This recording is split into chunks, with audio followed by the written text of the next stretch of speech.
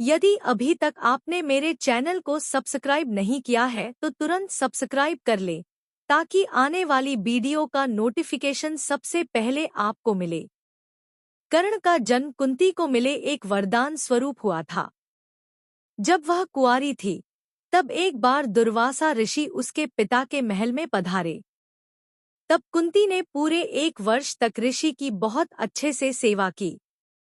कुंती के सेवाभाव से प्रसन्न होकर दुर्वासा ऋषि ने अपनी दिव्य दृष्टि से यह देख लिया कि पांडु से उसे संतान नहीं हो सकती और उसे ये वरदान दिया कि वह किसी भी देवता का स्मरण करके उनसे संतान उत्पन्न कर सकती है। एक दिन उत्सुकतावश कुंवारेपन में ही कुंती ने सूर्य देव का ध्यान किया। इससे सूर्य देव प्रकट हुए और उसे एक पुत्र दिया जो तेज में सूर्य के ही समान था और वह कवच और कुंडल लेकर उत्पन्न हुआ था जो जन्म से ही उसके शरीर से चिपके हुए थे। जब कर्ण का जन्म हुआ तो कुंती कुंवारी थी, इसलिए परिनिंदा के डर से उसने अपने उस पुत्र को एक बक्से में रखकर गंगा में प्रवाहित कर दिया था। कर्ण गंगाजी में बहता हुआ जा रहा था कि महाराज धृतराष्ट्र के सारथी अधिरथ और उनकी पत्नी राधा ने उसे देखा और उसे गोद ले लिया और उसका लालन पालन करने लगे। उन्होंने उसे वासुसेना नाम दिया। अपनी पालनकर्ता माता के नाम पर कर्ण को राधे के नाम से भी जाना जाता है। अपने जन्म के रहस्योद्घाटन होने और अंग का राजा बनाए जाने के पश्चात भी कर्ण ने सदैव उन्हीं को अपना माता पिता माना और अपनी मृत्यु तक सभी पुत्र धर्मों निभाया। अंग का राजा बनाए जाने के पश्चात कर्ण का एक नाम अंगराज भी हुआ। कुमार अवस्था से ही कर्ण की रुचि अपने पिता अधिरथ के समान रथ चलाने की बजाय युद्धकला में अधिक थी। कर्ण और उसके पिता अधिरथ आचार्य द्रोणाचार्य से मिले जो उस समय युद्धकला के सर्वश्रेष्ठ आचार्यों में से एक थे।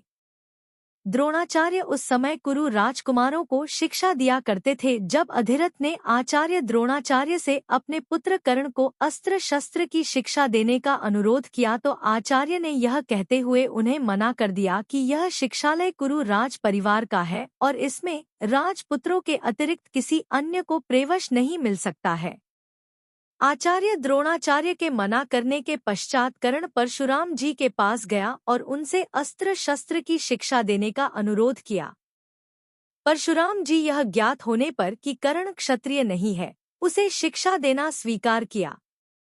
एक दिन की बात है कि आश्रम में वट वृक्ष के नीचे शिष्य कर्ण के गोद में सिर रखकर सो रहे थे। तभी कर्ण की जंघा में एक विषैला बिच्छू काटने लगा। कर्ण को बहुत तेज दर्द हो रहा था, लेकिन कर्ण सिर्फ इसलिए उस असह्य पीड़ा को बर्दाश्त करता रहा कि यदि वह हिलेगा तो उसके गुरुदेव की निद्रा भंग हो जाएगी।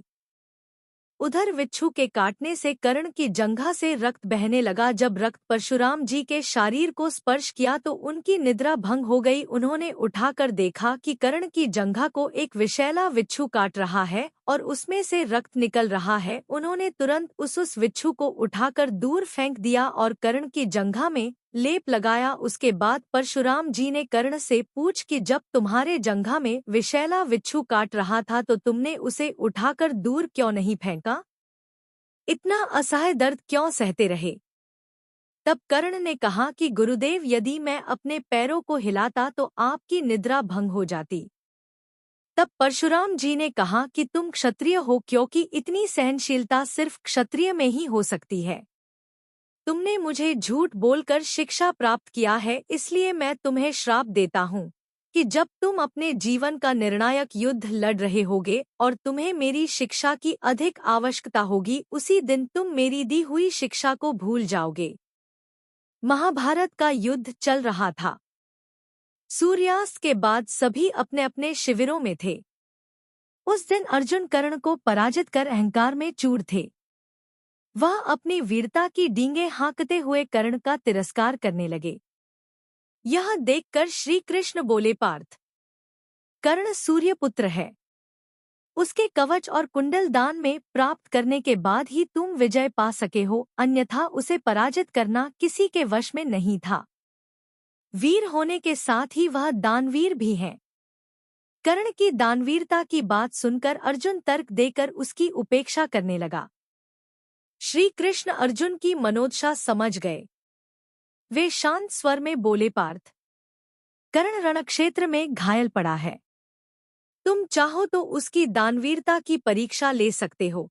अर्जुन ने श्री कृष्ण की बात मान ली। दोनों ब्राह्मण के रूप में उसके पास पहुंचे। घायल होने के बाद भी कर्ण ने ब्राह्मणों को प्रणाम किया और वहां आने का उद्देश्य पूछा। श्री कृष्ण बोले, राजन, आपकी जय हो। हम यहाँ भिक्षा लेने आए हैं, कृपया हमारी इच्छा पूर्ण करें। कर्ण थोड़ा लज्जित होकर बोला, ब्राह्मण देव, मैं रणक्षेत्र में घायल पड़ा हूँ। मेरे सभी सैनिक मारे जा चुके हैं। मृत्यु मेरी प्रतीक्षा कर रही है। इस अवस्था में भला मैं आपको क्या दे सकता हूँ? राजन, इसका अर्थ यह हुआ कि हम खाली हाथ ही लौट जाएं? किंतु इससे आपकी कीर्ति धूमिल हो जाएगी। संसार आपको धर्मविहीन राजा के रूप में याद रखेगा।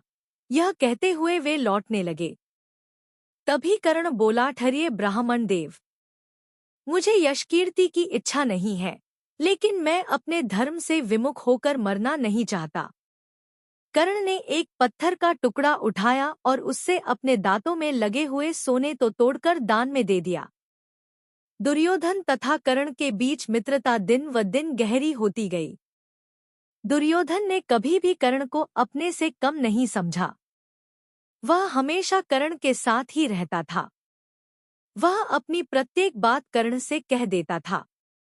जब उसके कर्मचारी उसकी प्रशंसा करते तो वह उन्हें कर्ण की प्रशंसा करने को कहता और उसी में उसे संतोष होता था। प्रतिदिन दुर्योधन कर्ण को बहुमूल्य उपहार देता था। वह कर्ण के उज्ज्वल चरित्र, शक्ति, ईमानदारी तथा उदारता का सम्मान करता था।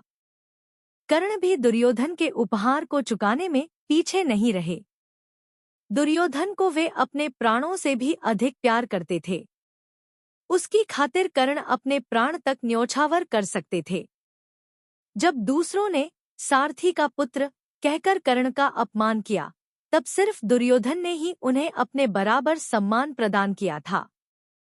अतः कर्ण दुर्योधन की बड़ी इज्जत किया करते थे। दानवीरता में कर्ण अद्वितीय थे। अपने वचन पूरे करने में वे प्राणों की आहुति तक देने से नहीं चूकने वाले थे। प्रतिदिन सैकड़ों निर्धन व्यक्ति सहायता की आशा में कर्ण के पास आते थे। कर्ण उन्हें वस्त्र या धन प्रदान करते थे। इसी गुण के कारण कर्ण दानवीर कहलाए। कौरव पांडव चचेरे भाई थे। राज्य के लिए उनमें हमेशा विवाद होता रहता था। जब कभी भी दोनों के बीच झगड़ा होता, कर्ण कौरवों में सबसे बड़े दुर्योधन का पक्ष लेते थे। वे हमेशा यह कहा करते कि दुर्योधन के लिए मैं युद्ध करूंगा। जब भगवान कृष्ण से कर्ण को यह ज्ञात हुआ कि वह माता कुंती का ज्येष्ठ पुत्र है और पांडव उसे अनुज है, तो उसने कृष्ण से अनुरोध किया कि उसके वीरगति को प्राप्त होने तक यह राज पांडवों को न बताए, नहीं तो युधिष्ठिर हस्तिनापुर का राजमुकुट मुझे सौंप देगा और मैं अंगदेश के राजमुकुट का ऋण उतारने के लिए वह मुकुट दुर्योधन को सौंप दूंगा, और यह उस राजमुकुट के साथ बड़ा अन्याय होगा, क्योंकि राजा बनने योग्य तो मेरा अनुज युधिष्ठिर ही है। कृष्ण ने कहा था कि कर्ण को मारने उचित नहीं था, लेकिन जो अधर्म के रास्ते पर चलेगा उसका सर्वनाश तो निश्चित है। कर्ण गलत नहीं था, सिर्फ उन्होंने गलत लोगों का साथ दिया था। यही वजह है कि उनकी मौत के बाद भी दुनिया भर में उनको इज्जत से याद किया जाता है। यदि यह वीडियो आपको पसंद आई हो तो आप इस वीडियो को लाइक करें, कमेंट करें और साथ ही अपने इष्ट मित्रों के साथ शेयर भी करें।